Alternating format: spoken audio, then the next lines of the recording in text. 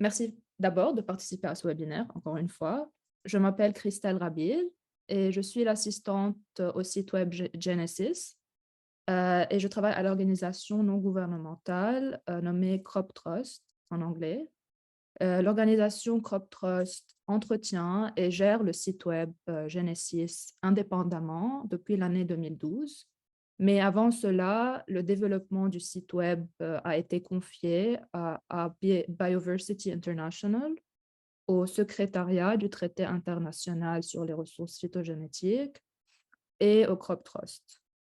Et ce développement a été soutenu par une donation de la fondation Bill et Melinda Gates. Le développement de Genesis a commencé dès l'année 2008. Le Crop Trust a été chargé du site web dès l'année 2012 jusqu'à maintenant. Donc, au cours de cette petite formation, nous allons explorer ensemble, en premier lieu, le contenu de Genesis, les outils qu'il fournit aux utilisateurs et aux chercheurs, les formats de données qu'il utilise, ce qu'on appelle le standard de données MCPD, et on va clôturer la session par une série de questions-réponses. Donc, en un coup d'œil, qu'est-ce que Genesis contient? Donc, Genesis contient des données sur plus de 4 200 000 accessions. Ces données sont les données passeport, mais aussi des images et des documents qui sont joints à ces accessions. En plus des données passeport, Genesis contient des sous-ensembles nommés en anglais subsets. Donc, ces sous-ensembles sont des collections principales, en anglais core collections, ou des ensembles représentatifs des collections dans les banques de gènes, ou des listes d'accessions sélectionnées par d'autres méthodes de sélection, par exemple par certains caractères morphologiques.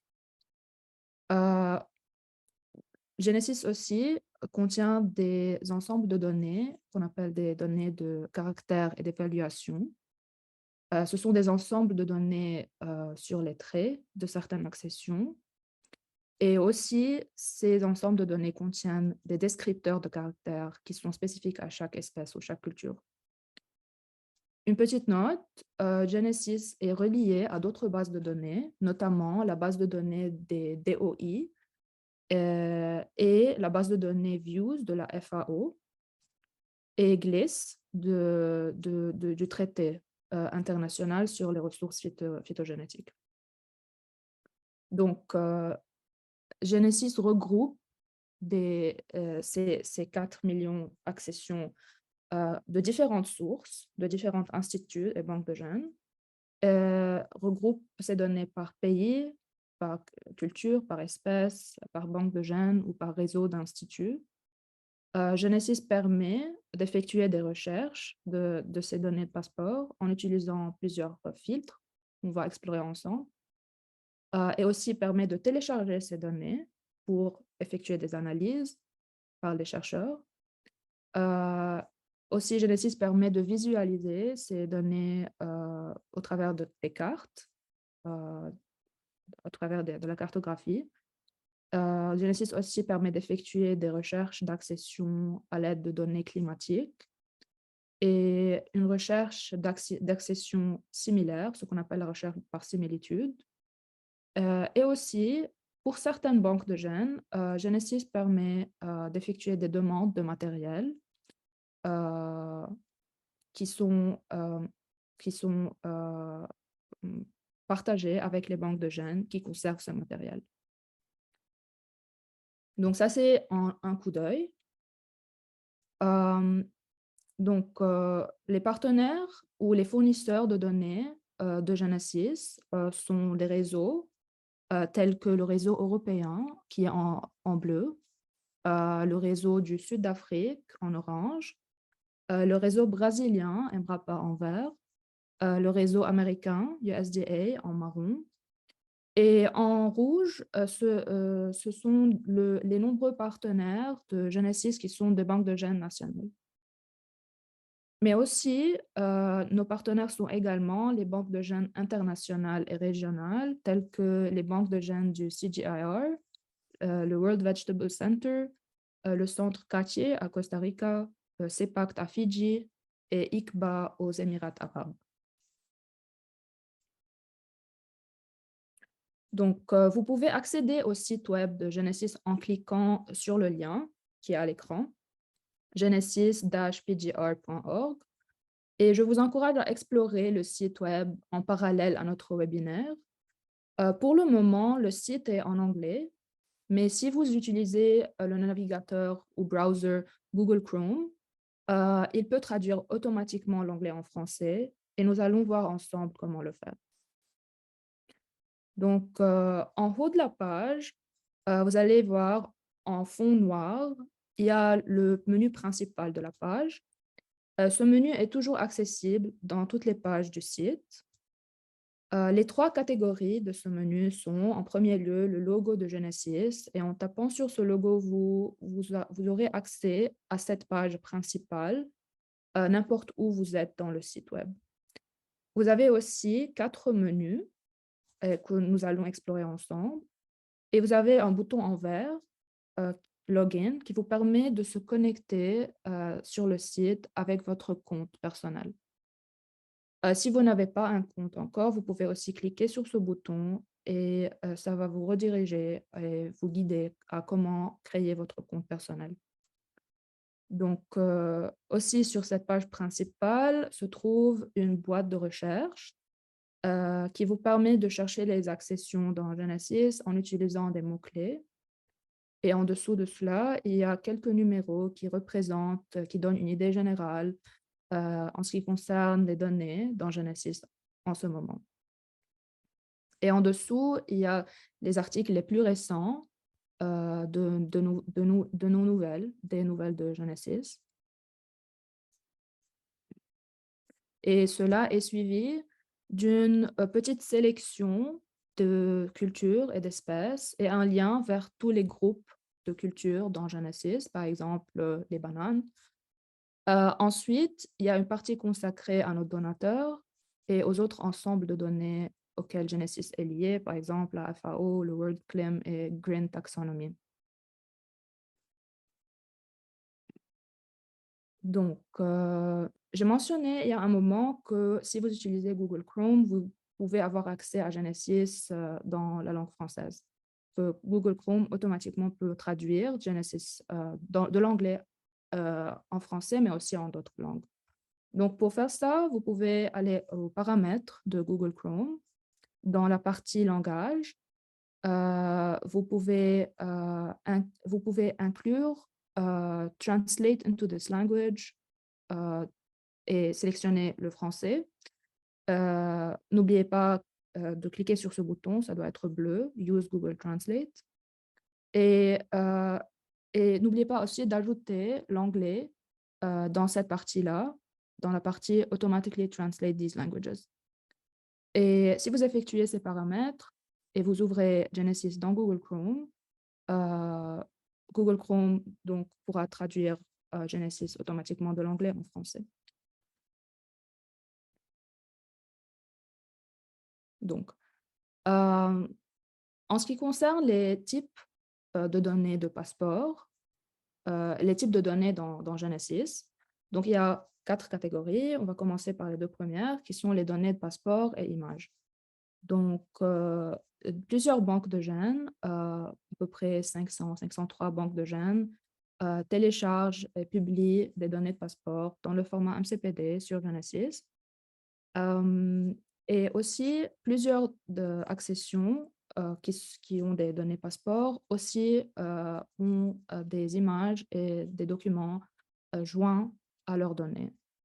Ici, par exemple, voici le détail d'une accession qui est conservée par la banque de gènes CIAT et les données comprennent les données passeport et aussi une image jointe. Donc, d'autres types de données sont les sous-ensembles, aussi des données de caractérisation et évaluation, et la liste des descripteurs. Donc, les banques de gènes publient sur Genesis également ces listes et sous-ensembles. Mais ce webinaire maintenant va se concentrer sur les données de passeport. Donc, je vais arrêter maintenant le partage de cette présentation et je vais démontrer en direct les étapes que j'ai décrites. Donc, un moment.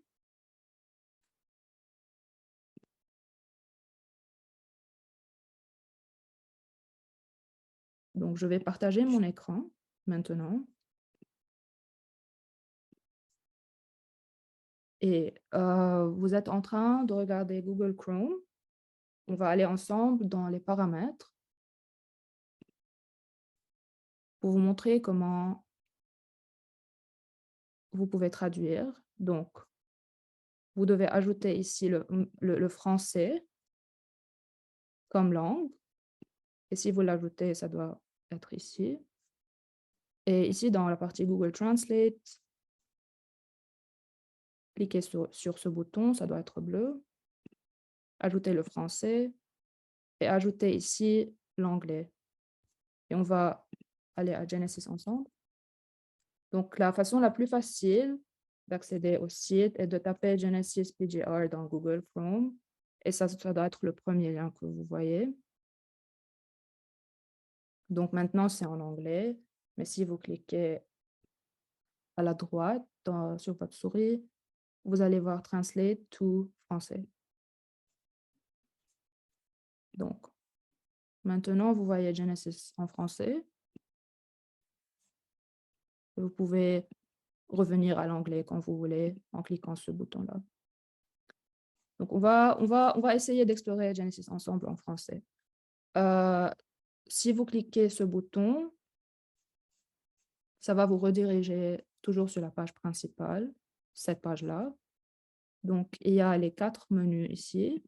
Le premier, c'est le menu de tous les types de données que dans Genesis. Par exemple, le premier est le données de passeport, mais il y a aussi les sous-ensembles, les ensembles de données de caractérisation et d'évaluation et les listes de descripteurs.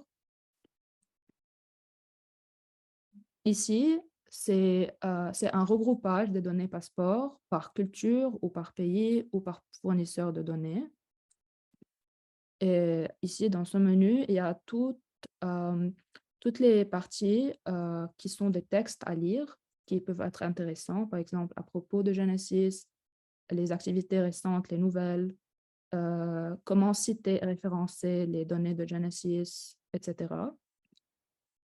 On va voir c'est quoi ma liste. Et ici, il y a la connexion. Donc, je vais me connecter avec mon compte.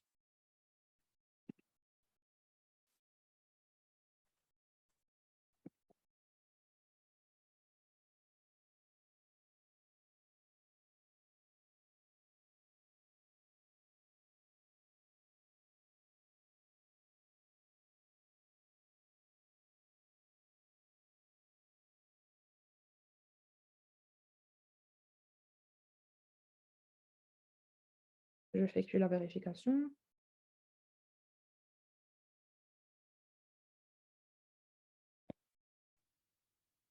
Et je me suis connectée.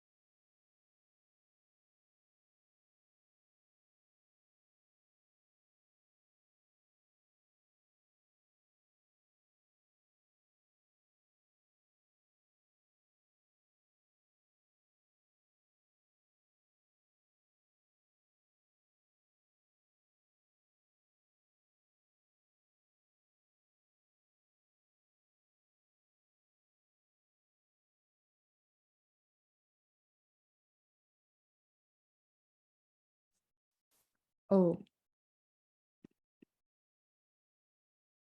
le son est parti. Ah, je me suis désolée, je suis très désolée, je ne sais pas ce qui s'est passé. Donc, je vais répéter concernant la partie, donc concernant les différentes visualisations des données. Donc, si vous êtes dans les données de passeport, à gauche de votre écran, vous allez avoir accès à tous les filtres possibles de données de passeport.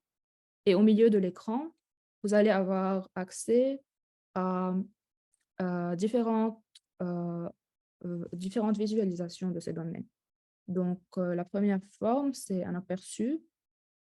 La deuxième, c'est une liste de toutes les accessions. Et vous pouvez regarder ces accessions aussi dans une table. La troisième, c'est sur la carte. Et la quatrième, c'est les images. Et vous pouvez également utiliser les filtres pour filtrer les images et les accessions sur la carte et les accessions dans la table, etc. OK. Merci pour m'avoir fait remarquer que le son est coupé. Donc, je vais revenir maintenant sur la présentation de PowerPoint.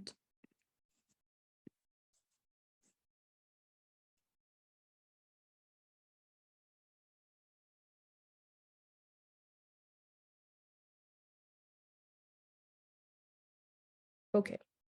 Donc, on a regardé ensemble comment, en gros, comment Genesis est organisé.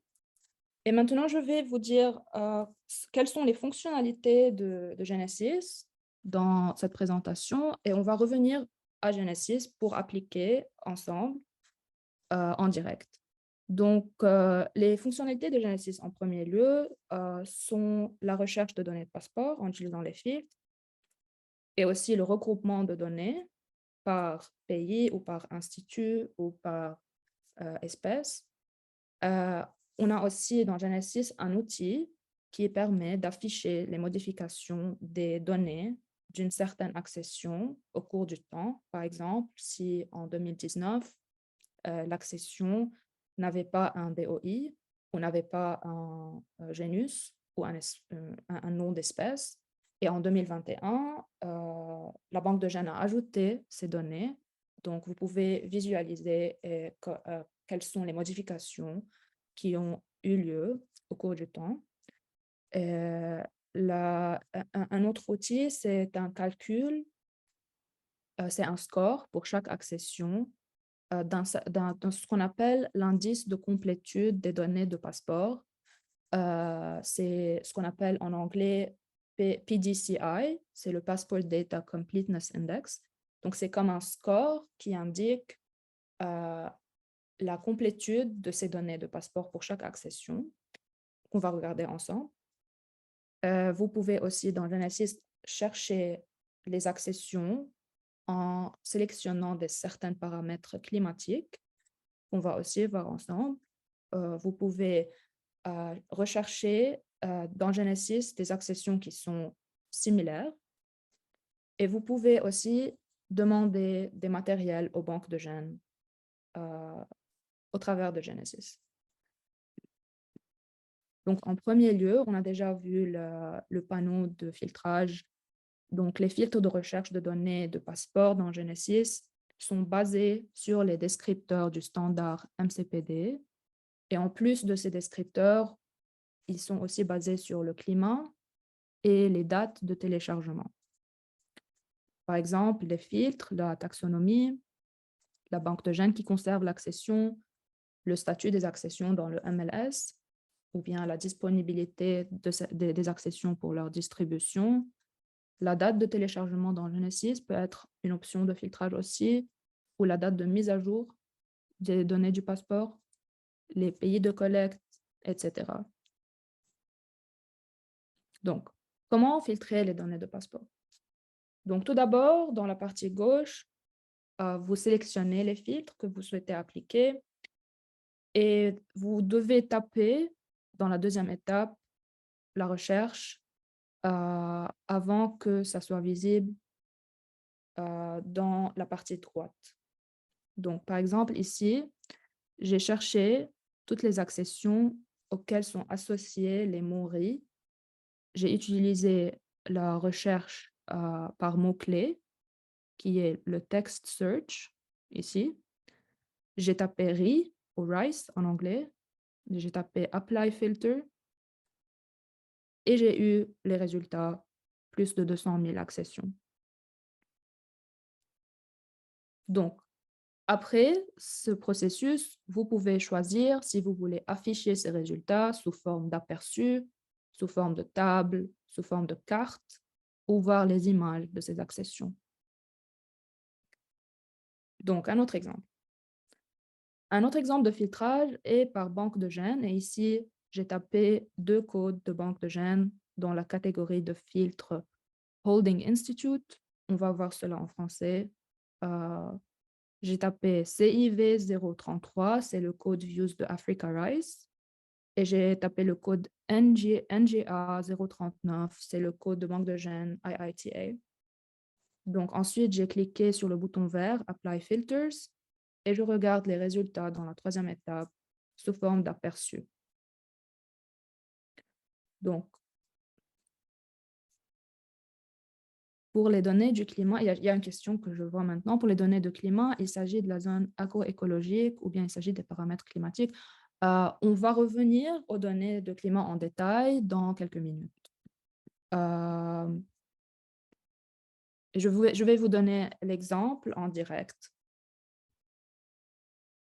Mais avant d'aller en direct, il y a aussi encore deux petites notes en ce qui concerne le filtrage des données de passeport.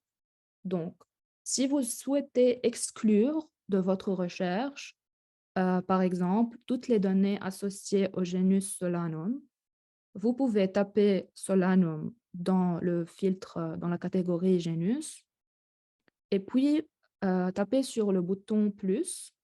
Donc, ce bouton va se transformer en signe moins. Et ensuite, cliquez le bouton vert Apply Filter. Donc, dans ce cas, vous êtes en train d'effectuer une recherche qui exclut ce genus. Et le même principe s'applique sur la plupart des autres filtres. Donc, je vous donne un autre exemple. Par exemple, ici, le genre biologique de l'accession, sauvage, traditionnel, etc. C'est une catégorie des filtres dans Genesis. Si vous voulez exclure toutes les accessions sauvages, cliquez 2 fois sur le filtre Wild dans la catégorie de filtre Biological Status of Accession. Et si vous cliquez encore une fois sur ce filtre, le signe va se transformer en moins. Et n'oubliez pas de cliquer sur le bouton Apply Filters en vert, en haut, pour avoir les résultats des accessions, toutes les accessions, sauf ceux dont le statut biologique est sauvage. Donc, une autre note, avant qu'on se lance dans Genesis ensemble, dans certaines catégories de filtres, Genesis vous propose des entrées. Ces propositions se sont nommées Suggested Filters, telles que dans le filtre Genus, par exemple. Les suggestions sont par ordre décroissant de nombre d'accessions associées à ce genus. Donc ici, vous regardez que dans le genus, Genesis vous donne des suggestions de genus Trifolium, Medicago, etc.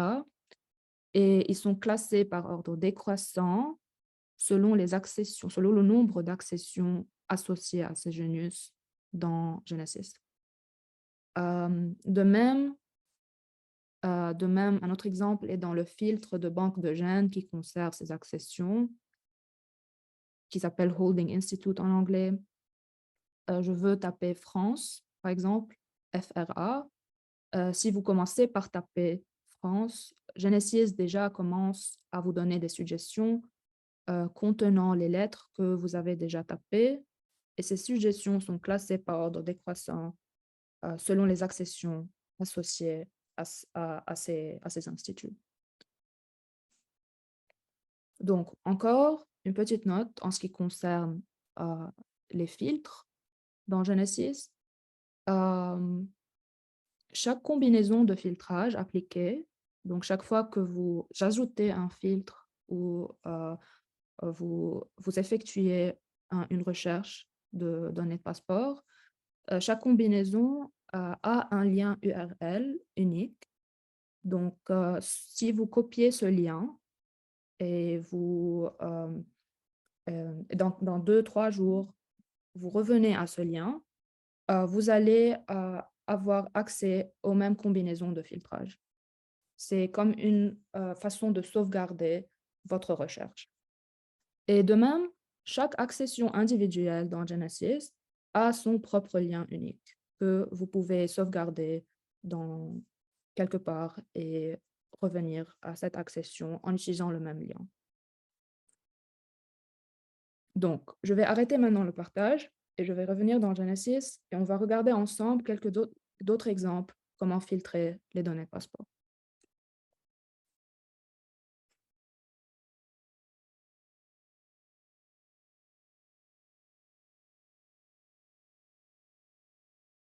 OK, donc, nous sommes dans Genesis. Nous sommes en français parce que nous sommes en Google Chrome.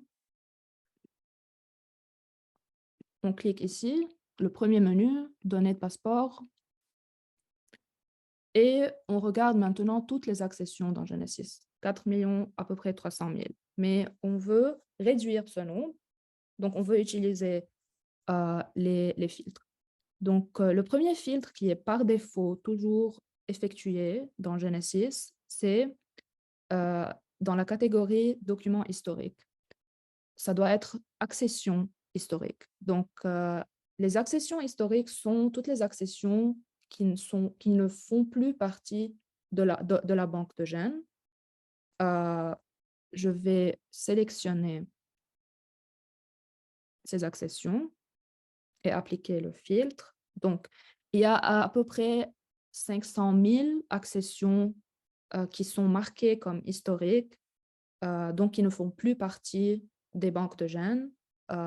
Donc, Genesis ne supprime pas ces données, mais les marque comme historiques. Mais par défaut, chaque fois que vous êtes dans Genesis, par défaut, la sélection est non. Donc, les 4 200 000 sont les actions courantes qui sont déjà dans les banques de gènes, qui ne sont pas historiques. Donc, de ces accessions, je vais chercher les accessions qui sont seulement dans la banque de gènes IITA. Donc, je peux taper IITA. Donc, Genesis va me donner l'entrée de cette banque de gènes. Je peux aussi taper le code views de IITA, donc c'est NGA 039. Et je peux aussi, donc je peux utiliser le views code ou le nom complet de la banque de gènes. Donc je clique et je clique appliquer les filtres.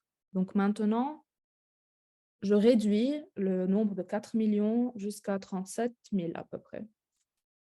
Et je peux voir ces données comme un aperçu. Donc, un aperçu, ça veut dire, ça me donne une idée de la distribution de ces 37 000 accessions sur les différentes cultures, le blé, le riz, le maïs, sur les différents noms d'espèces, sur les différents noms d'espèces qui sont appariés au Green, à la taxonomie de Green. Un aperçu sur le statut biologique de ces 37 000 accessions, comment se sont distribuées sur les différents statuts biologiques, le type de stockage en graines ou sur le terrain, in vitro, etc. La provenance du matériel, cela veut dire d'où ce matériel a été collecté dans le terrain, dans quel pays. Le site de duplication, donc dans quelle autre banque de gènes est-ce que ce matériel est conservé aussi, etc. Donc, je peux aussi regarder ces accessions dans la table. Donc, ça, c'est la forme tabulaire.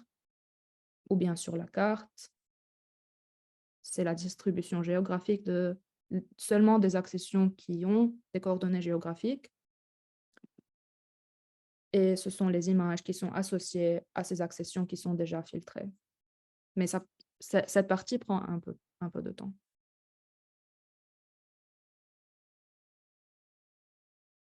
Donc, 5000 accessions à peu près. Ce sont les images qui proviennent de la banque de gènes IITA. Donc, je veux réduire encore ma recherche. Donc, je veux réduire ma recherche sur la taxonomie de Wigner. Genesis déjà me donne la suggestion de différents genus que je peux sélectionner, classés par ordre décroissant. Je vais prendre la première, mais je vais exclure Wigner. Donc, je tape sur le plus. Et maintenant, c'est moins. Le signe se transforme en moins. Donc, en appliquant ce filtre-là, je suis en train d'exclure le genus Wigner. Donc, ce sont toutes les accessions, sauf le genus Wigner, que j'ai filtré. Je peux aussi filtrer par espèce, par épithète spécifique, par le sous-taxon, etc. L'origine du matériel, donc le filtrage, le filtre d'origine du matériel, c'est au fait le pays où les accessions ont été collectées dans le terrain. Donc, je peux choisir la Côte d'Ivoire, Ghana, Bénin. Je peux choisir plusieurs, mais n'oubliez pas toujours de cliquer le bouton « Appliquer les filtres » parce que c'est le bouton qui permet d'appliquer ces filtres. Ben, c'est évident. Donc, il y a aussi certains paramètres géographiques, la latitude, longitude, l'élévation.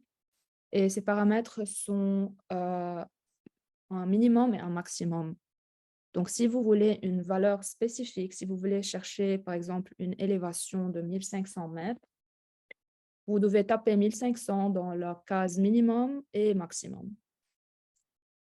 Si vous tapez seulement dans la case minimum, l'élévation 1500 mètres, donc Genesis va vous donner les résultats de toutes les accessions qui ont été collectées à une élévation d'un minimum de 1500 mètres et plus haut que ça.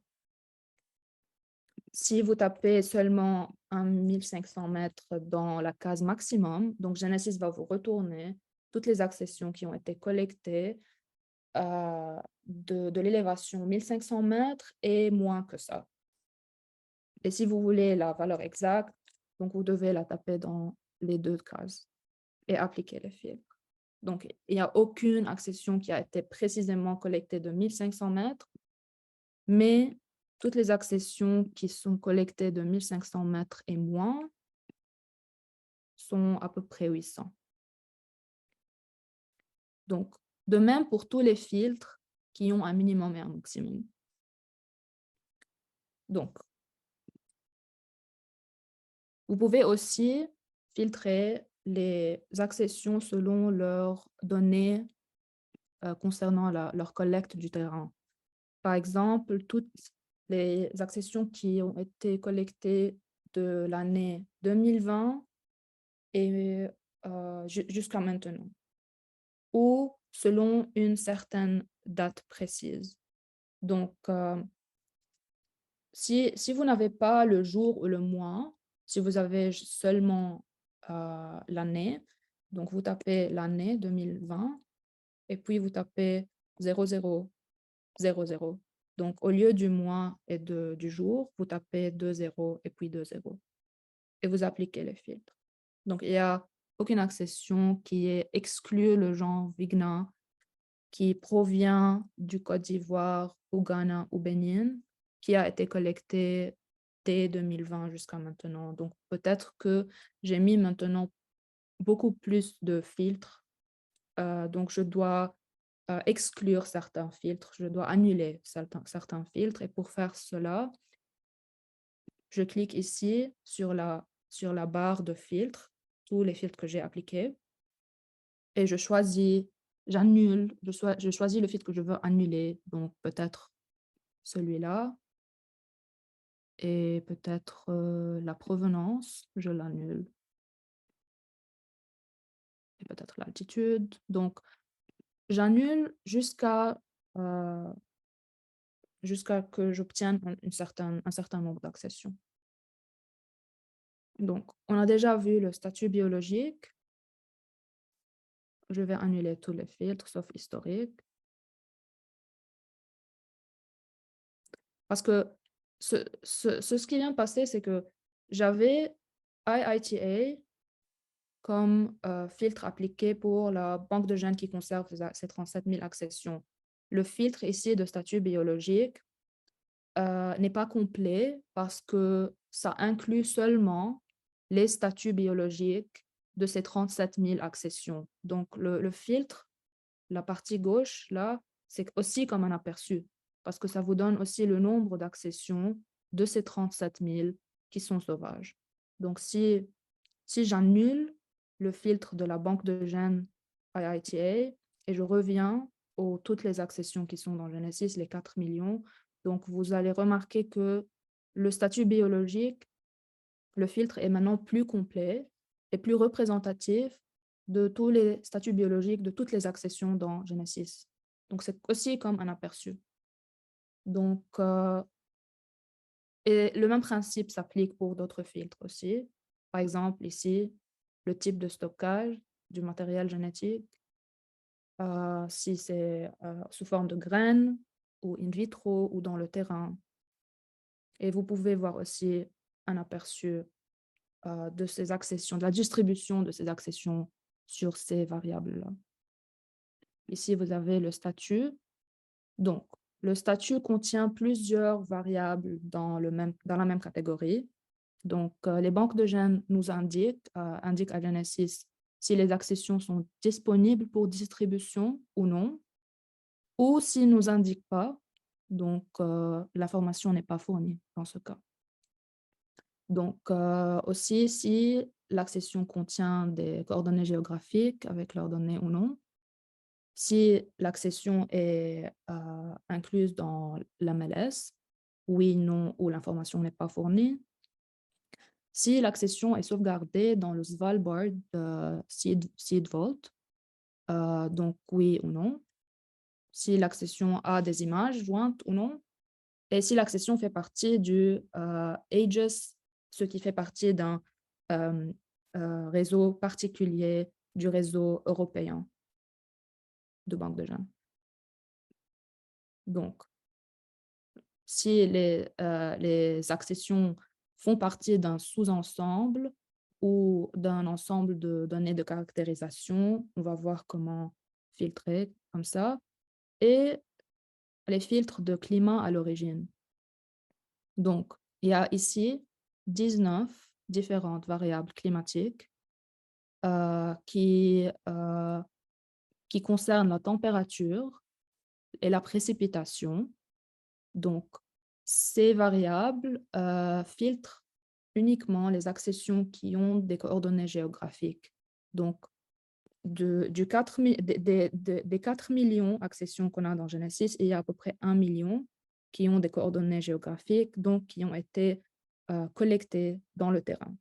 De ces 1 million d'accessions, vous pouvez filtrer en utilisant leur climat à l'origine. Donc, par exemple, je veux des accessions qui ont été collectées des sites à un minimum de température moyenne annuelle de 10 degrés. Donc ça, c'est le minimum, ce n'est pas une valeur exacte. Donc, Genesis doit me retourner toutes les accessions qui ont été collectées des sites géographiques qui ont une température moyenne annuelle, un minimum de 10 degrés, donc 10 degrés et plus. J'applique les filtres et je vois l'aperçu, c'est environ 800 000, 500 000 accessions qui sont collectés dans des sites qui ont un minimum de température annuelle 10 degrés, mais aussi il y a 18 autres variables qui concernent la température et la précipitation. Par exemple, de ces 850 000 accessions, je veux que aussi la précipitation annuelle soit à un maximum de 50 millimètres. Et j'ai 4600 accessions qui correspondent à ces deux catégories ou ces deux variables en même temps. Je vais les visualiser dans la carte. Donc, ces accessions sont dans l'Afrique et dans Chili, apparemment. Donc, c'est ce qui concerne les filtres du climat à l'origine. Et je vais vous... on a déjà comme un guide dans Genesis qui détaille comment ce filtre fonctionne, que je vais partager avec vous à la fin de ce webinaire. Mais aussi, ce que je veux vous montrer en ce qui concerne la cartographie, c'est que vous voyez maintenant que la carte de base est en gris, mais vous pouvez ajouter d'autres couches sur la carte grise avec ces accessions sélectionnées, par exemple. Vous pouvez ajouter la couche de température moyenne annuelle. Vous pouvez cliquer, donc vous cliquez ici et vous cliquez la couche que vous voulez sélectionner, par exemple ici, température moyenne annuelle, et vous cliquez sur activer. Et vous pouvez choisir l'opacité ou combien cette couche est transparente ou visible. Donc, ça peut être très visible ou pas vraiment. Vous pouvez choisir cela. Donc, vous pouvez aussi choisir d'autres couches. Par exemple, en ce qui concerne la précipitation annuelle, la légende est toujours au-dessous du titre et vous pouvez choisir l'opacité est activée. Donc, vous voyez les précipitations annuelles ici, leur valeur dans la légende. OK. Donc, une autre chose que je veux vous montrer, c'est comment sélectionner les accessions de la carte. Donc, si vous cliquez ce bouton-là sur la carte, comme le soleil, le bouton qui ressemble au soleil, et vous cliquez n'importe où sur la carte, mais n'importe où, à l'exception de la mer. Donc, ça doit être un terrain. Donc, je vais cliquer ici. Cette option, cet outil me donne tous les détails climatiques de ce point où j'ai tapé sur le terrain. Donc, ce sont les variables bioclimatiques. Il y a à peu près 19 ou 18 variables différentes. Il y a les graphes de la température et de la précipitation et la distribution de ces températures et précipitations sur les mois de l'année. Et il y a ici un bouton où je peux lister toutes les accessions qui correspondent à ce climat-là. Donc, si je tape ce bouton-là et je sors, ça doit me donner toutes les accessions qui correspondent. Donc, il y a 10 accessions parmi ceux dont j'ai filtré ici. Donc, parmi toutes les accessions de Genesis, il y a des accessions qui correspondent qui ont été collectées d'un terrain qui correspond à ces conditions de température et de précipitation. Donc maintenant, je veux revenir à toutes mes accessions dans Genesis. Je veux éliminer tous les filtres. Donc, je peux cliquer ce bouton, réinstaliser. En anglais, c'est Reset. Et je reviens à mes données initiales de passeport. Donc, je vais arrêter maintenant de partager. Je vais revenir dans la présentation. Mais si vous avez des questions, s'il vous plaît, tapez-les euh, dans QR. Je, vi- je, je vois qu'il y a 2 questions déjà. Donc, pour se connecter, on utilise notre adresse avec le même mot de passe ou on peut utiliser un autre mot de passe. Donc, si vous vous connectez en utilisant votre compte, votre email Google, c'est ce que je fais moi-même. Donc, il y a différentes options de se connecter. Vous pouvez vous connecter en créant votre compte directement dans Genesis ou en utilisant Google. Donc, si vous utilisez Google pour se connecter, vous devez utiliser le même mot de passe que votre compte Google. Mais si vous vous connectez, si vous êtes en train de créer votre compte sur Genesis, vous pouvez utiliser un autre mot de passe. Une autre question, pour les données du climat, il s'agit de zones agroécologiques, climat soudanien, ou bien il s'agit des paramètres climatiques. Donc, pour les données du climat, il s'agit strictement des paramètres climatiques, de température et de précipitation, que vous pouvez indiquer, spécifier, comme on vient de voir, dans la partie gauche, donc dans la partie des filtres, où vous pouvez spécifier ces paramètres en cliquant directement sur un terrain dans la carte. Donc, une autre question, comment vont apporter des données sur Genesis? Donc, pour publier, si vous êtes une banque de gènes et vous êtes intéressé à publier des données sur Genesis, à la fin de cette session, on va discuter, on va avoir 5 minutes pour discuter cela. Et je vais revenir maintenant je vais revenir dans la présentation pour continuer.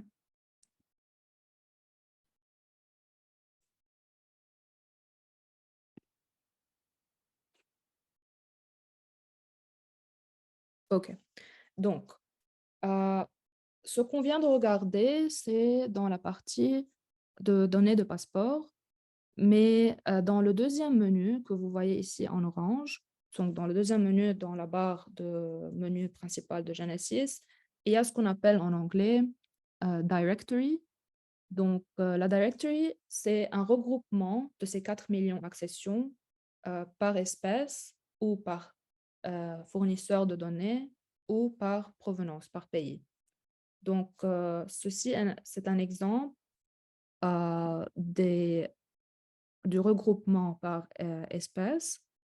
Donc, les pages consacrées aux cultures ou aux espèces fournissent une synthèse des banques de gènes qui gèrent une espèce donnée, la liste des espèces les plus représentées dans cette culture, dans Genesis, et des liens vers des sous-ensembles ou d'autres ensembles de données euh, qui sont associés à cette culture lorsqu'ils sont disponibles dans Genesis.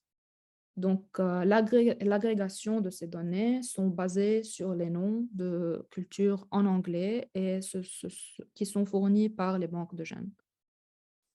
Donc, un autre regroupement dans cette catégorie est cette section par pays qui regroupe les données relatives au passeport en fonction de leur provenance. Donc, si une accession a été collectée sur le terrain au cours d'une expédition de collecte, sa provenance est ce site de collecte, le pays de ce site de collecte. Lorsque le matériel a été sélectionné ou développé dans le laboratoire par une organisation internationale, donc la provenance est cette organisation internationale et non pas le pays. Par exemple, ici, il y a Africa Rice, parce que c'est une organisation internationale, elle n'est pas regroupée dans Côte d'Ivoire. En plus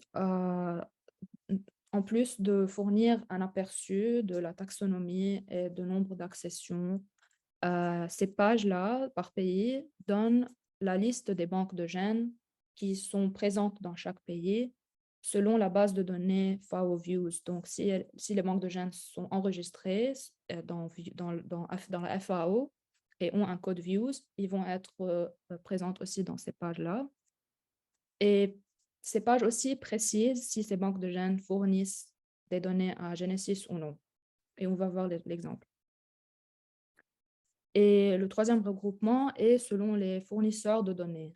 Donc, les pages des fournisseurs de données regroupent les données passeport selon les instituts qui fournissent les données à Genesis.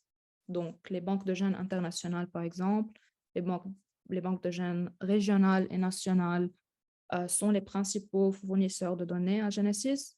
Certains de nos partenaires, donc certaines banques de gènes, se rassemblent et fournissent les données au nom d'un seul fournisseur de banque de gènes. Par exemple, je vais vous montrer un exemple. Par exemple, le réseau européen est formé de à peu près 400 banques de gènes qui sont regroupées ensemble et qui fournissent les données à Genesis au nom d'un seul fournisseur de données.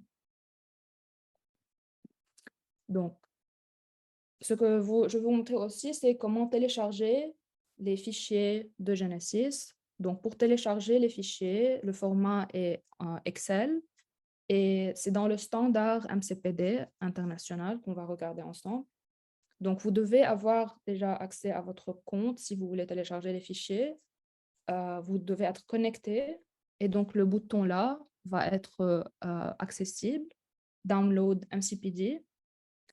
Et vous pouvez télécharger à la fois un maximum de 200 000 accessions. Donc, vous ne pouvez pas télécharger tous les 4 millions. Donc, vous devez en premier lieu effectuer un filtrage pour pouvoir télécharger les fichiers.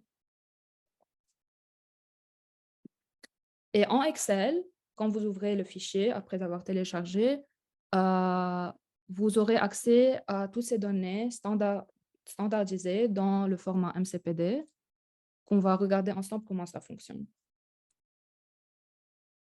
Donc, MCPD, ce sont les descripteurs de passeports multiculture. C'est un standard international et Genesis utilise MCPD dans sa deuxième version 2.1.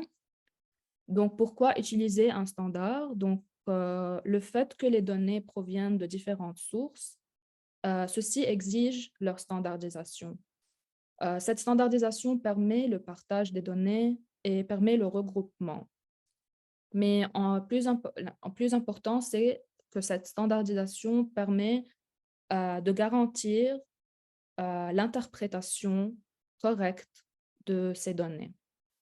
Donc, au lieu, par exemple, ici, j'ai donné l'exemple des données en ce qui concerne le pays d'origine, le pays de collecte du matériel dans le terrain.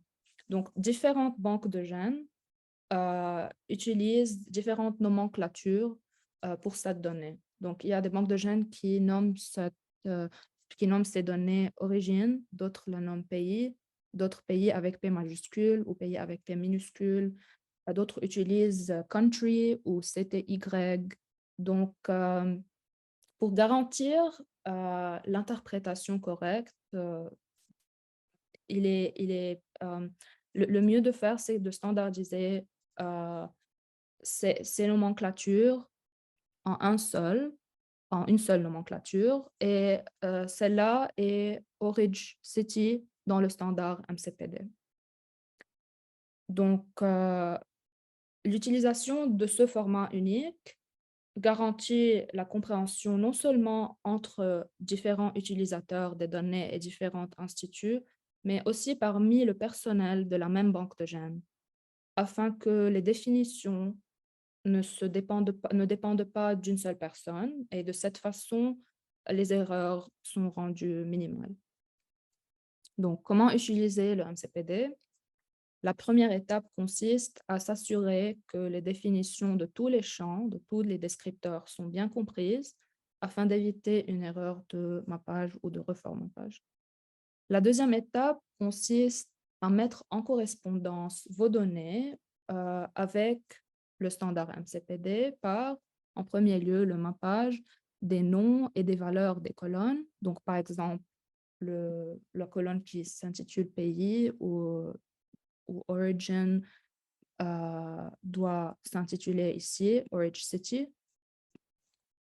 Et les valeurs, par exemple, Pérou, doit se conformer au standard MCPD qui, pour les pays, utilise le ISO code. Donc, le code PER correspond à Pérou dans ce cas. Et il y a plus de détails dans ce lien que je vais partager avec vous à la fin. Donc, en premier lieu, le mappage des noms et des valeurs dans les colonnes et dans le deuxième lieu, le formatage des valeurs. Donc, le format des valeurs est aussi important. Par exemple, en ce qui concerne les dates, donc, différents instituts utilisent différents formats de dates. Par exemple, 15 janvier 2022 avec les points ou avec des barres ou avec des slash ou avec des espaces. Donc, dans le standard MCPD, on utilise en premier lieu l'année, le mois et le jour sans espace.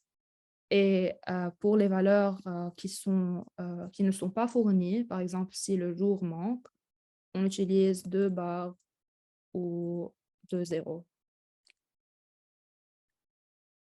Donc, ceci est juste un petit aperçu en ce qui concerne comment utiliser l'MCPD.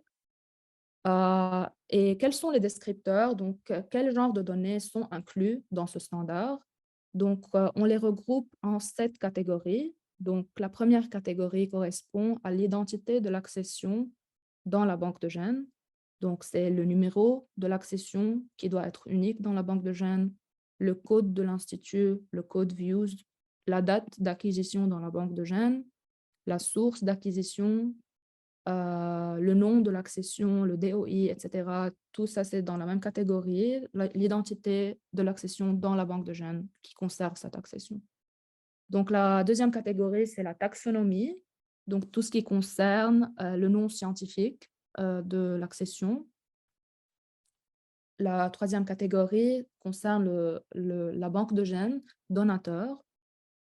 Si cette catégorie s'applique à l'accession, de même pour les données qui concernent la collecte de l'accession du terrain, si ça s'applique, ou bien l'élevage, si l'accession a été développée dans le labo.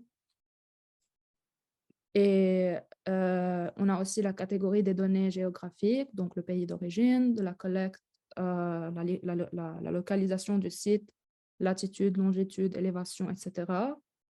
Et le statut de l'accession dans le MLS, si cette accession a un doublon de sécurité, etc.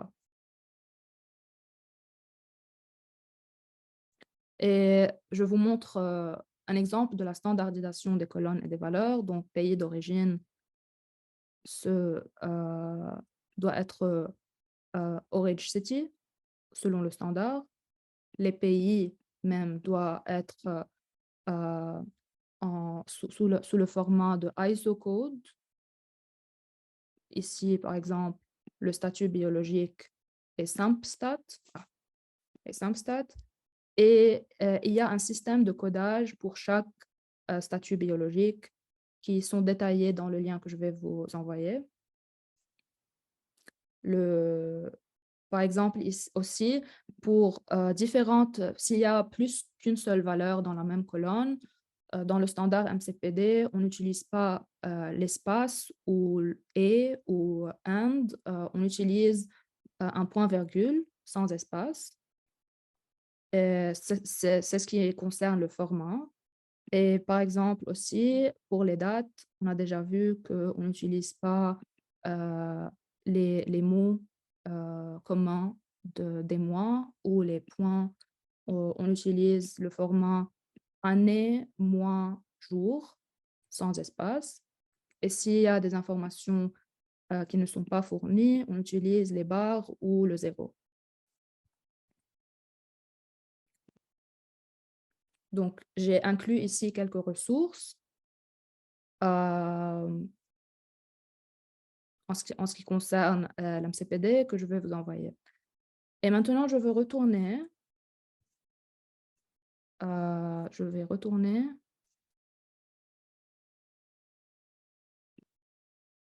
au fichier Excel. Donc, j'ai expliqué comment ce fichier peut être compris. Euh, c'est quoi le standard MCPD, comment ça fonctionne et comment interpréter ce fichier. Donc, c'est selon ce standard MCPD. Donc, je vais arrêter de partager l'écran et je vais vous montrer comment télécharger ces fichiers de Genesis directement dans Genesis.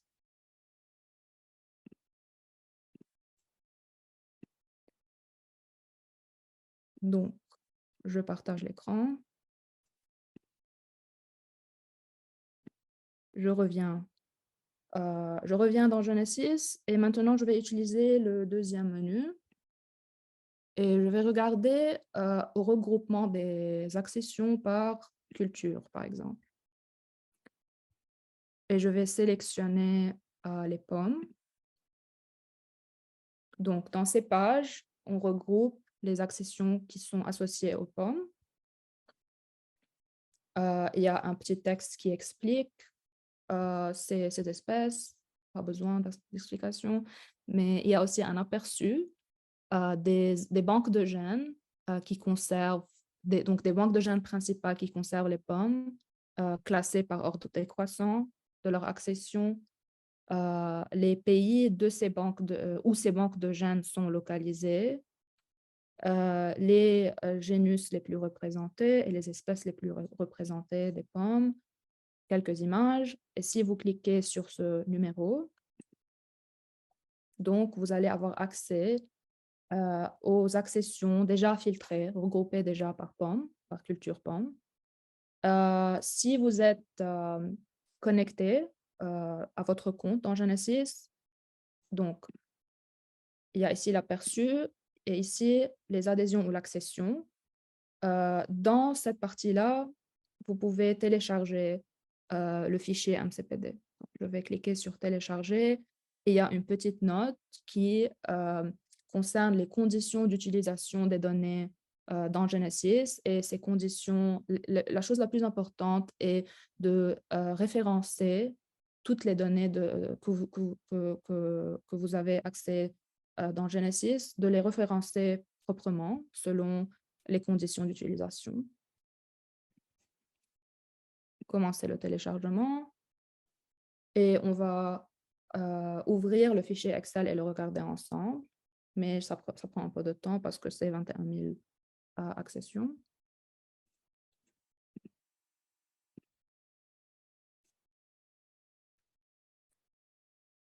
OK, je vais filtrer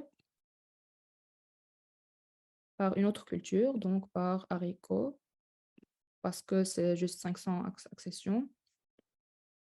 Et je vais cliquer ici.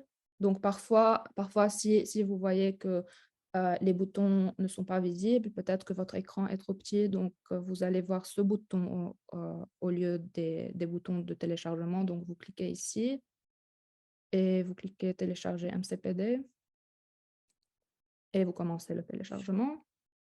Donc, ça va plus vite parce que c'est un fichier qui est plus petit. Et nous sommes ici, nous avons accès à toutes les données de passeport de ces accessions, leur DOI, leur code, leur banque de gènes, la banque de gènes qui les conserve. Donc, je sais que peut-être que ces colonnes, la nomenclature est peut-être étrange, mais si vous cliquez sur cette feuille qui s'appelle Descriptors, vous allez avoir accès aux metadata, donc aux interprétations de ces colonnes et de leur format et de leurs conditions. Donc, il serait mieux de lire cette feuille avant d'interpréter les données.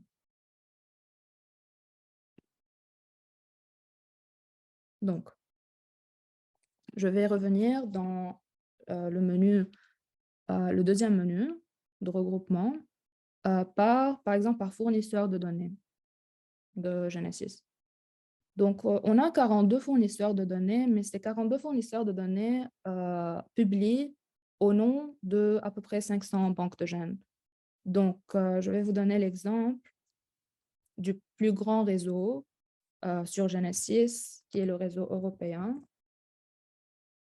Donc, si vous cliquez sur ce fournisseur de données, vous aurez accès à une petite introduction aux petites informations de contact. Et ces informations proviennent du site Views de la FAO. Donc, et maintenant, aussi, vous trouvez une liste de banques de gènes, donc toutes les banques de gènes qui fournissent leurs données au travers de fournisseurs de données qui est Eurisco. Donc, ce sont à peu près 500 banques de gènes, à peu près 400 pour Eurisco. Donc, si vous cliquez sur n'importe laquelle, par exemple IPK en Allemagne, vous êtes maintenant dans le détail d'une seule banque de gènes qui est IPK. Donc, vous êtes en train de regarder aussi les détails de contact de la banque de gènes qui proviennent de la base de données FAO. Donc, le site web, le pays, le nom de la banque de gènes, tout cela provient de la base de données FAO. Mais ici, le nombre d'accessions provient de Genesis. Et si vous cliquez sur ce nombre, vous allez filtrer selon les accessions qui proviennent ou qui sont conservées dans la banque de gènes IPK. Donc, vous pouvez télécharger toutes ces accessions en cliquant ce bouton-là, télécharger MCPD. Mais vous pouvez aussi télécharger d'autres documents comme le PDCI. Donc, ça, c'est le score de complétude de données de passeport. Et ici, donc à la fin de cette page, vous avez comme un petit aperçu la définition de ce score et la distribution de nombre d'accessions sur leur score de complétude ici dans cette page. Et ici, vous avez aussi accès à la moyenne. Donc, le PDCI moyen pour toutes les accessions dans IPK est de 6,46 sur 10, avec un score minimum de 2, ce qu'on voit ici, et un score maximum de 9,55, qui sont ici sur cette table. Donc,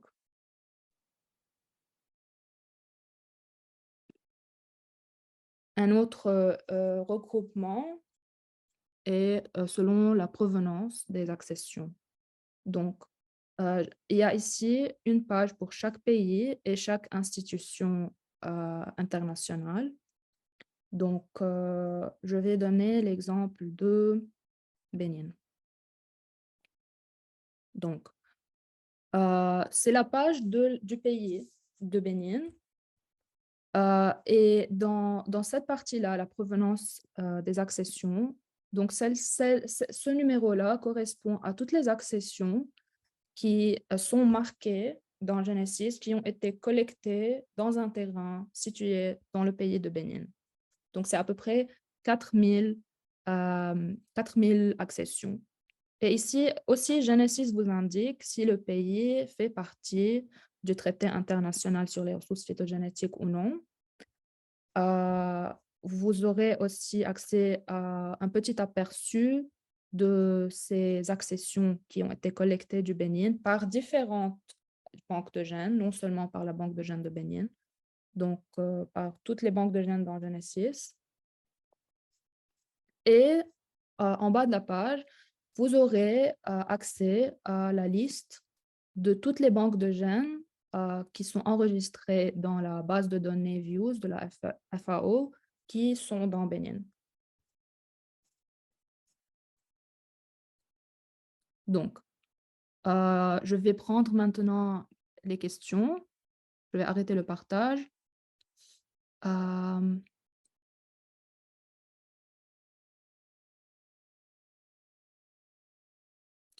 OK, la banque de gènes et ses semences de l'URG dispose d'une collection de 100 variétés de manguiers. Est-il possible de les publier dans Genesis? Oui, en effet, il est possible de publier des données qui concernent chaque espèce et culture qui concerne l'agriculture dans Genesis. Donc, on ne peut pas publier des données qui concernent les ressources génétiques animaux, mais tout ce qui est végétal peut être publié dans Genesis. mais bien sûr, tout ce qui est végétal et tout ce qui est conservé dans la banque de gènes. Euh, Est-ce qu'on peut des données pour une zone donnée, je veux dire un polygone au lieu d'un point? Oui, au fait, on peut visualiser les données pour une zone, mais pas vraiment un polygone, juste un rectangle. Et je vais vous montrer comment ça fonctionne. Et il y a aussi une question, comment on peut faire la mise à jour dans le Genesis? Donc, euh, pour mettre à jour les données, il y a deux façons. Vous pouvez envoyer à l'équipe de Genesis votre fichier Excel et l'équipe pourra mettre à jour les données. Et l'autre façon pour mettre à jour les données est en accédant au logiciel qui vous permet de vous connecter en tant que banque de gènes. Donc, connecter vos données et les mettre à jour vous-même en utilisant un certain logiciel que je vais vous montrer. Donc, je vais partager mon écran encore une fois. Donc, en ce qui concerne le polygone, donc, je vais aller dans la carte et j'ai toujours la précipitation qui est affichée, donc je vais la désactiver. Et vous avez ici, vous voyez le rectangle. Donc, si vous tapez sur le rectangle et vous faites la figure, donc vous avez maintenant toutes les accessions qui sont dans ce rectangle, donc dans cette zone géographique. Et vous pouvez télécharger. Donc, télécharger le KML, c'est le fichier des données géographiques que vous pouvez ouvrir avec les logiciels d'information géographique tels que le GIS ou Google Earth. Et vous pouvez aussi télécharger le MCPD, donc télécharger le fichier Excel des données, passeports, de toutes ces accessions qui sont dans ce rectangle. Et en voir l'aperçu et le nombre d'accessions.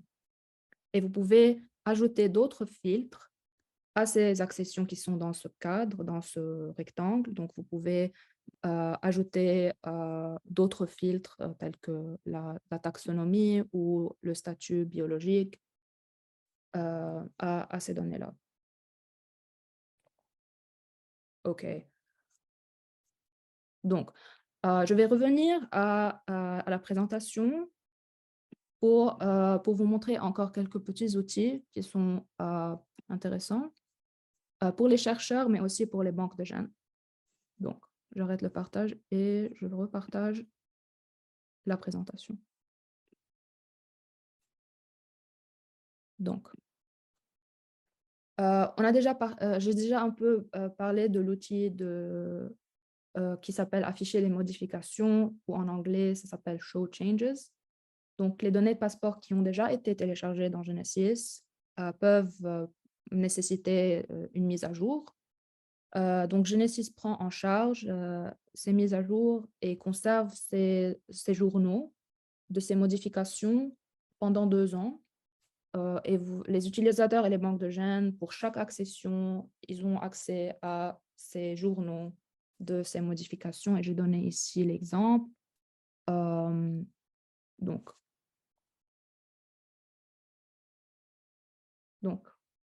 ici, on voit l'exemple qu'il n'y avait pas un DOI, mais ce DOI a été ajouté.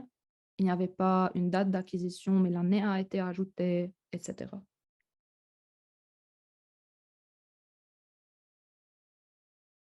Donc, on a déjà parlé de l'indice de complétude des données de passeport, mais encore une fois, cet indice utilise la présence ou absence de certaines données de passeport dans la documentation d'une accession et ça tient compte de la valeur d'autres points de données. Par exemple, si le matériel est sauvage, euh, donc cet indice ou cet algorithme qui calcule ce score s'attend à ce que ce matériel est collecté sur le terrain et à avoir des coordonnées géographiques. Donc, si le matériel est marqué comme sauvage, mais ça n'a pas le coordonnées géographique, donc le score va être réduit. c'est comme un score qui indique la complétude de ces données de passeport. Donc, ce score est présent à Genesis à 2 niveaux. En premier lieu, au niveau d'une seule accession, donc chaque accession a ce score sur 10, et à un niveau plus global sur le niveau de toute la banque de gènes. Donc, la banque de gènes elle-même sur Genesis peut avoir un score moyen de PDCI, comme on vient de voir pour IPK.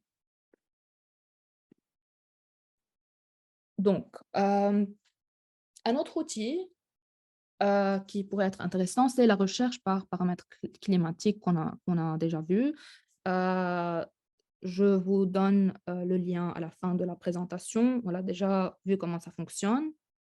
Un autre outil aussi, c'est la recherche de similitudes. Donc, cet outil permet de rechercher, permet quiconque, même si vous n'avez pas un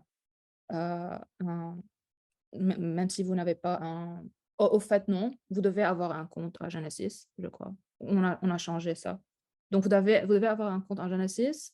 Ça a été changé récemment. Et ça vous permet de chercher des accessions similaires, donc qui ont des données similaires. Donc, cela permet potentiellement d'améliorer les données de vos passeports. On a donné ici l'exemple d'une accession. Donc, vous voyez une liste qui est à gauche et une liste qui est à droite et différentes variables. Donc, la première variable que vous devez regarder, c'est les étoiles. Donc, ça, c'est comme un score qui vous indique quelle est la probabilité que ces accessions sont les mêmes, vraiment. Donc, une étoile sur 4, ça veut dire que c'est peut-être pas la même accession du tout. 4 étoiles sur 4 veut dire qu'il y a une très grande probabilité que ce sont les mêmes accessions, mais conservées dans 2 banques de gènes différentes. La deuxième variable vous indique le numéro de ces accessions et dans quelle banque de gènes elles sont conservées. Donc, le numéro est en bleu et à côté du numéro, il y a le code de la banque de gènes qui conserve cette accession. Donc, dans ILRI, dans l'Éthiopie, ETH013, ça c'est le code de ILRI, l'accession numéro 1163.5, et on est en train de la comparer à une accession qui est conservée dans la Colombie, dans SIAT.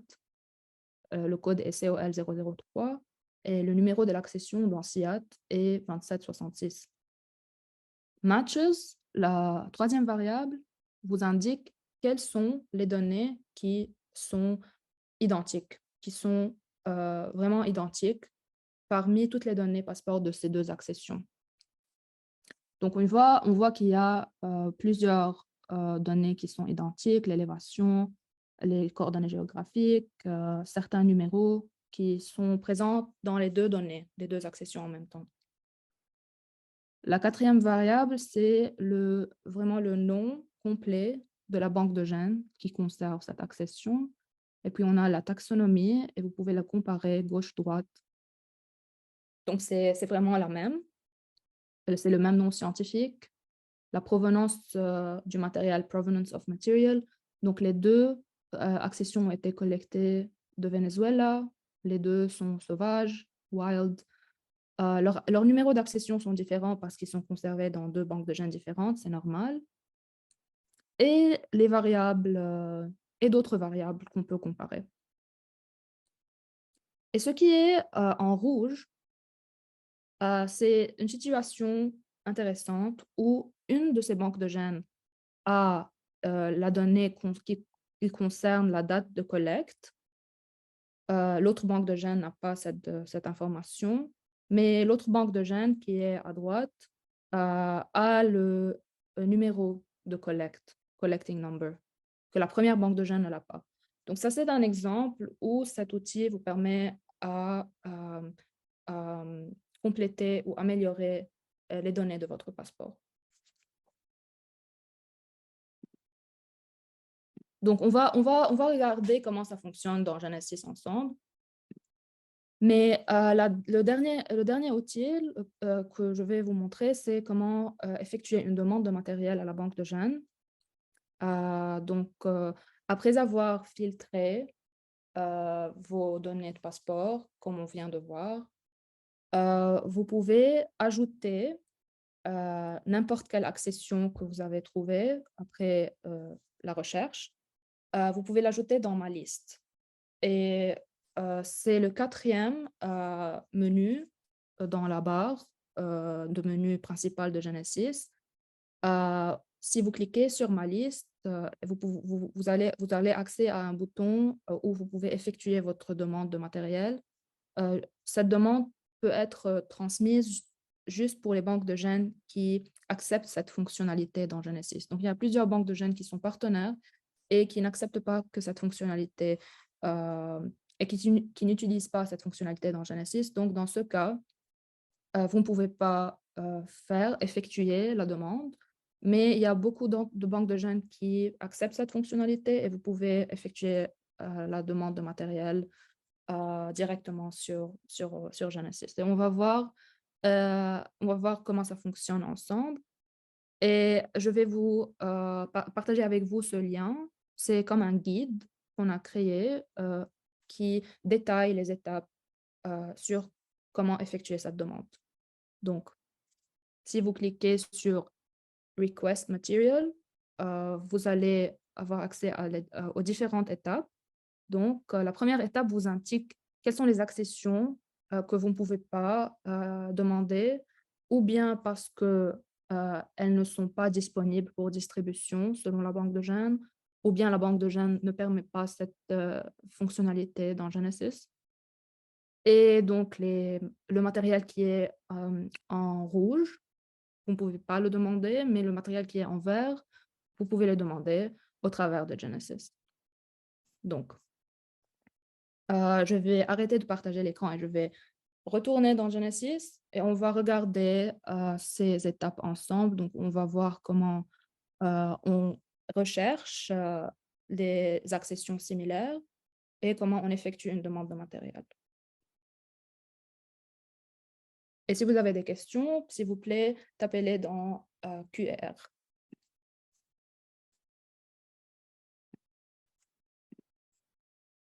Okay.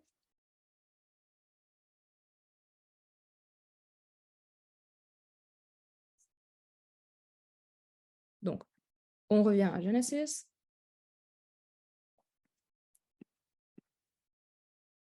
Et on va aller à la partie données de passeport. On va filtrer un peu. Donc, l'institution, je vais filtrer par ILRI. Donc, c'est ETH 013. Je vais aller à la liste d'accession. Donc, le numéro d'accession, je vais sélectionner 39. Donc, chaque accession a une page propre, sa propre page et son propre lien qui est unique dans Genesis. Donc, vous pouvez sauvegarder ce lien pour retourner à la même accession dans un autre temps. Et cette page liste et détaille toutes les données passeport de cette accession. Et aussi le climat, si cette accession a des données géographiques, donc cette page aussi liste le climat à l'origine, comme on vient de voir il y a un moment, les différentes valeurs des variables bioclimatiques, donc notamment les variables de température et de précipitation. Si vous cliquez sur lister les accessions, vous pouvez lister toutes les accessions qui ont un climat qui correspond au climat de cette accession particulière. Vous allez avoir accès au score PDCI particulier de cette accession, qui est dans ce cas 7.6 sur 10, qui est déjà très bien. Et les métadonnées ou metadata en ce qui concerne la dernière mise à jour de cette accession et quand cette accession a été créée dans Genesis pour la première fois. Donc, si vous êtes déjà connecté à votre compte, ce qui est le cas, vous allez dans cette page de cette accession avoir accès aux deux boutons, trois en fait. et on va les voir ensemble. Donc, le premier bouton, c'est afficher les modifications. En anglais, c'est Show Changes. Donc, je clique sur ce bouton.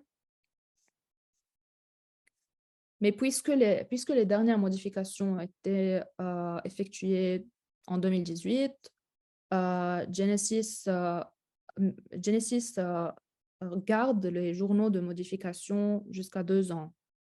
Donc, il n'y a pas vraiment maintenant des données. En ce qui concerne celui-là, je vais vous montrer en utilisant un autre exemple. Mais je vous montre maintenant le bouton afficher des accessions similaires. Donc, je clique sur ce bouton pour avoir accès à cet outil. Et maintenant, je suis en train de comparer l'accession que je viens de regarder à Ilri, en Éthiopie, à l'accession qui est gardée en Amérique. Donc, je suis en train de comparer cette accession à celle-là. Le classement des matchs, donc, c'est 4 étoiles sur 4. Donc, il y a une très grande probabilité que ce sont les mêmes accessions, mais conservées dans 2 banques de gènes différentes. Donc, les données qui sont les mêmes sont taxonomiques et certains nombres. Donc, les institutions, donc les banques de gènes qui conservent ces accessions sont ILRI et USDA en Amérique.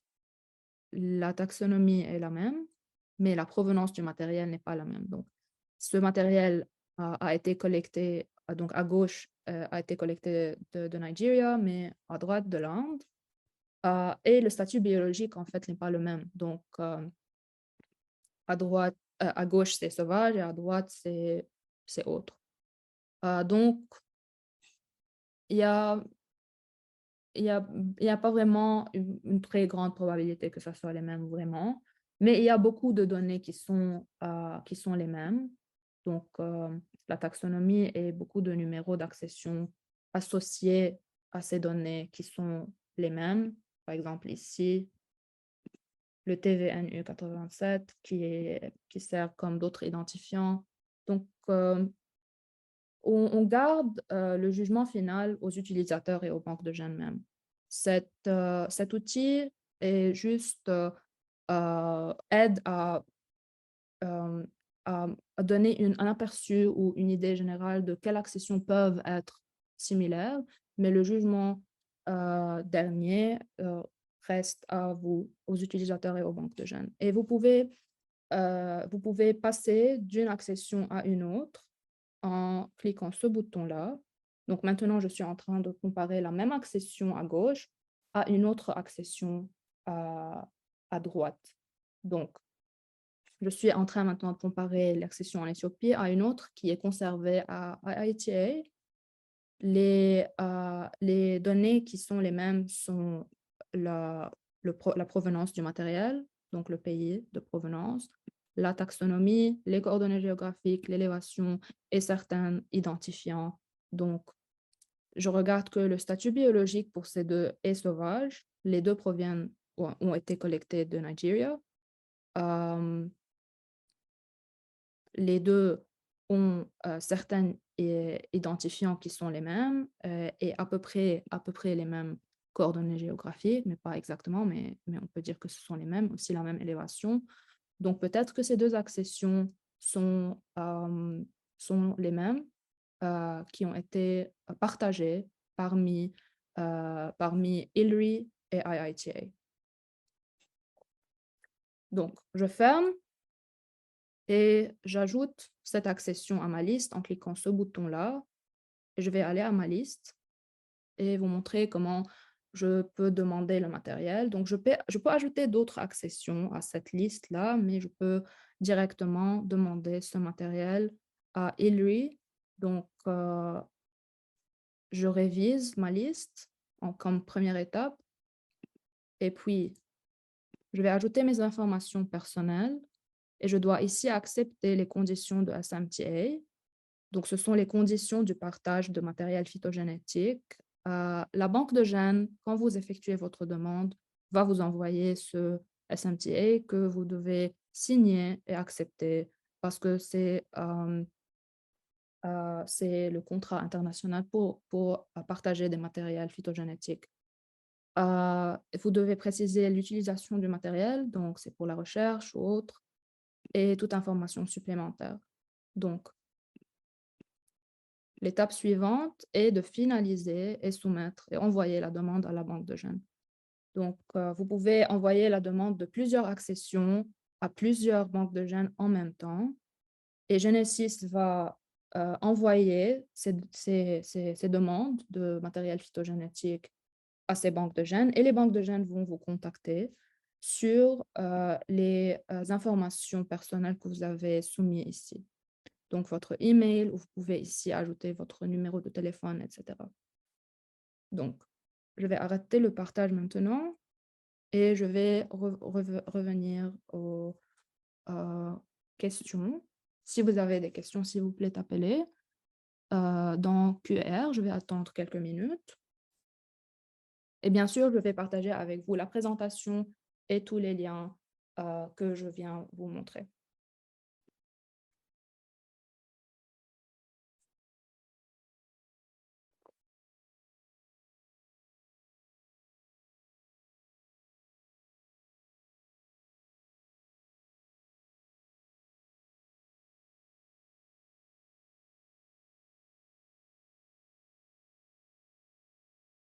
Donc, on n'a pas de questions nouvelles. Donc, je vais adresser une question en ce qui concerne comment apporter des données sur Genesis, donc comment devenir un partenaire de Genesis. Donc, en premier lieu, la banque de gènes contacte notre équipe et après ce premier contact, euh, on s'introduit. Donc, on introduit notre équipe et la banque de gènes introduit son équipe. Et puis, la banque de gènes, on envoie à la banque de gènes comme un contrat qui s'appelle le Genesis Data Provider Agreement. Donc, ce contrat est nécessaire parce que ça donne à notre équipe ou à Genesis la permission de publier les données au nom de la banque de gènes. Et il y a certaines conditions de publication qui sont dans ce contrat-là. Donc, en parallèle, parce que ce processus peut prendre quelques mois, en parallèle, notre équipe travaille avec la banque de gènes sur le fichier Excel et notamment sur le standard MCPD et le formatage des données de la banque de gènes à ce standard. Donc, notre équipe euh, se met en contact avec la personne qui est chargée de la documentation dans la banque de gènes et on travaille ensemble à reformater les données de la banque de gènes pour qu'ils soient sur le format MCPD. Et quand le contrat est signé et quand notre équipe et la banque de gènes ont déjà le premier groupe de données déjà en forme MCPD, donc quand ces deux processus sont finis, on publie les données en Genesis et on fait une petite annonce que la banque de gènes est maintenant partenaire de Genesis et on publie ces annonces-là sur notre réseaux sociaux et les réseaux sociaux de la Crop Trust. Donc ça, ce sont les étapes en général qu'on a adoptées avec d'autres banques de gènes pour commencer la collaboration avec Genesis.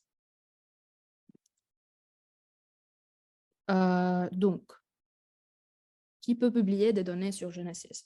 Donc, Genesis, le mandat du site web concerne les banques de gènes qui conservent les accessions en ex situ, donc qui ne conservent pas les banques de gènes, qui ne conservent pas les accessions uniquement dans le site, mais qui les conservent en dehors du terrain. Donc, toutes les accessions qui sont conservées en dehors du terrain dans une banque de gènes peuvent être inclus dans Genesis. Et donc, toutes les banques de gènes qui conservent ce genre d'accession peuvent être partenaires et peuvent publier des données sur Genesis. Donc, ça peut être des banques de gènes nationales, des banques de gènes régionales ou internationales. Bien sûr, vous pouvez contacter notre équipe et je vais vous donner le contact où vous pouvez euh, vous introduire comme banque de gènes ou comme réseau ou comme institution de recherche peut-être même qui inclut une banque de gènes. Et si vous voulez publier votre donnée, vous êtes bien sûr les bienvenus. Donc, je vais répondre en direct. Je vais vous envoyer donc le email. En fait, non, je vais partager mon écran parce que je l'ai déjà dans la présentation. Donc, ici, voici l'email helpdesk@genesispgr.org où vous pouvez contacter notre équipe si vous êtes intéressé à publier les données ou à avoir peut-être accès aux quelques astuces à comment mapper votre donnée à MCPD ou si vous avez d'autres questions en ce qui concerne ce webinaire aussi, s'il vous plaît, envoyez-les sur helpdesk@genesis-pgr.org.